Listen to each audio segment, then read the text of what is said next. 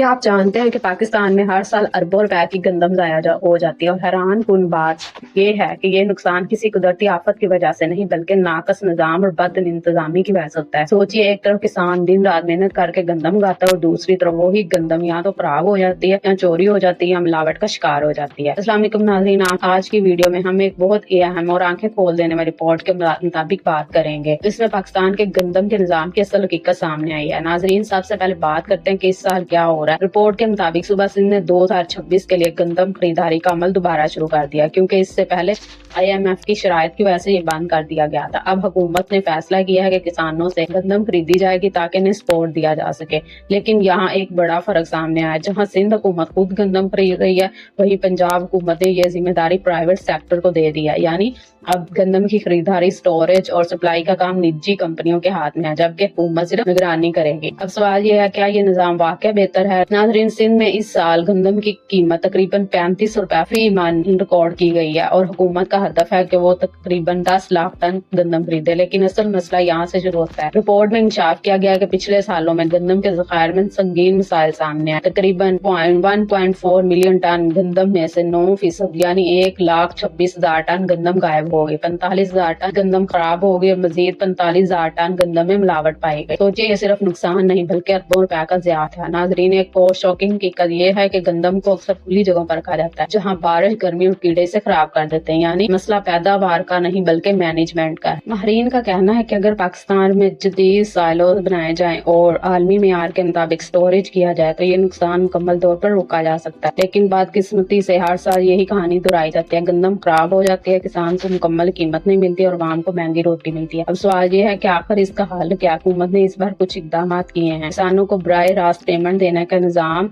आरी कार्ड के जरिए शफाफ खरीदारी और निजी शोबे को शामिल करना। लेकिन एक्सपर्ट्स का कहना है कि जब तक स्टोरेज सिस्टम बेहतर नहीं होगा तब तक मसला हल नहीं होगा। नाज़रीन, इस पूरे मामले का सबसे बड़ा असर आम आवाम पर पड़ता है, क्योंकि जब गंदम ज़ाया होते हैं तो इसका नतीजा क्या होता है? आटे की कीमत बढ़ जाती है, महंगाई बढ़ती है और गरीब आदमी मजीद मुश्किल में आ जाता है। यानी नुकसान सिर्फ किसान का नहीं, पूरे मुल्क का। अब आप खुद सोचे, क्या सिर्फ पॉलिसियां बदलने से मसला हल होगा या फिर पूरे सिस्टम को तब्दील करने की जरूरत है? अपनी राय जरूर बताएं। क्या आप समझते हैं कि हुकूमत इस मसले को हल कर पाएगी या फिर हर साल यही कहानी चलती रहेगी? अगर आपको ऐसी हकीकत पर मबनी वीडियोस पसंद हैं तो वीडियो को लाइक करें, दोस्तों के साथ शेयर करें, चैनल को सब्सक्राइब करना ना भूलें ताकि आप तक हर अहम खबर सबसे पहले पहुंचे। शुक्रिया। अल्लाह हाफिज।